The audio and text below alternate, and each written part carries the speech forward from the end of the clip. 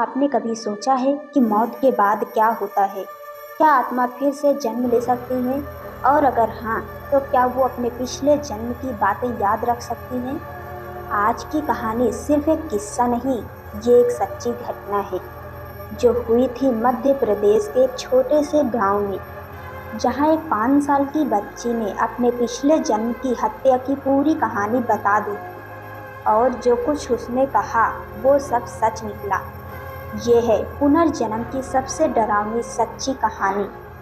अगर आप ऐसे रहस्यमयी किस्से सुनना पसंद करते हैं तो चैनल को सब्सक्राइब कीजिए और वीडियो को लाइक जरूर करें, क्योंकि आज की कहानी आपको अंदर तक हिला देगी। ये घटना साल 1983 की बताई जाती है।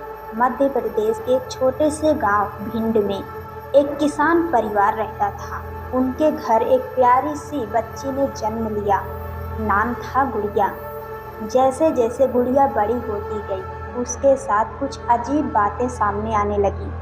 वो अचानक नींद में किसी श्यामपुर गांव का नाम लेने लगती।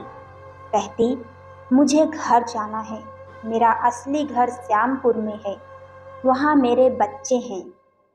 पहले तो सबने सोचा शायद कल्पना कर रही होगी, लेकिन जब गुड़िया ने उस गांव का नक्शा, घर की बनावट और यहाँ तक कि एक पुराने कुएं की जगह तक सही बता दी, सबके रोंगटे खड़े हो गए। गुड़िया के पिता ने सोचा कि चलो एक बार श्यामपुर चलते हैं, वहाँ जाकर देखते हैं कि आखिर ये बच्ची क्या कह रही है। जैसे ही वो लोग श्यामपुर पहुँचे, गुड़िया अचानक गाड़ी से उतरकर दौड़ पड़ी। वो सीधे एक पुराने मकान के सामने रुकी और बोली, ये मेरा घर है। उस घर से एक बूढ़ा आदमी निकला। गुड़िया उसे देखते ही बोली, तुमने मुझे मारा था। सब सन्न रह गए। गांव वालों ने बताया कि 5 साल पहले इसी घर में रहने वाली सावित्री नाम की औरत की हत्या हो गई थी और केस आज तक अधूरा था। किसी को नहीं पता था हत्यारा कौन है। गुड़िया ने बताया कि वो पहले सावित्री थी और ये वही घर है जहां उसके पति ने उसे जलाकर मार दिया था। उसने कहा, मुझे इसी कमरे में बंद किया गया था, फिर आग लगा दी गई थी। पुलिस को जब बताया गया तो उन्होंने घर की दीवारों की खुदाई कराई और वहां से जले हुए कपड़ों और हड्डियों के अवशेष मिले।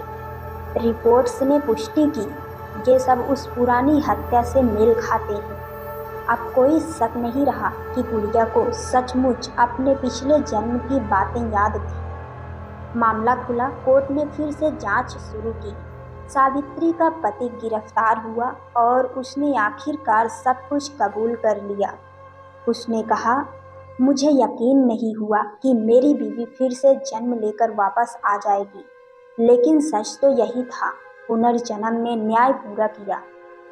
इस घटना को बाद में कई अखबारों और टीवी रिपोर्ट्स ने कवर किया, लेकिन गांव के लोग आज भी कहते हैं ये आत्मा का न्याय था।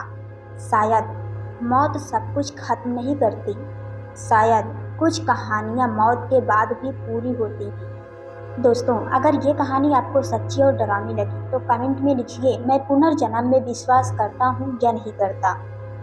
और ऐसी ही रियल हॉरर मिस्ट्री स्टोरी के लिए चैनल को सब्सक्राइब जरूर करें, क्योंकि अगली बार कहानी हो सकती है आपके शहर की।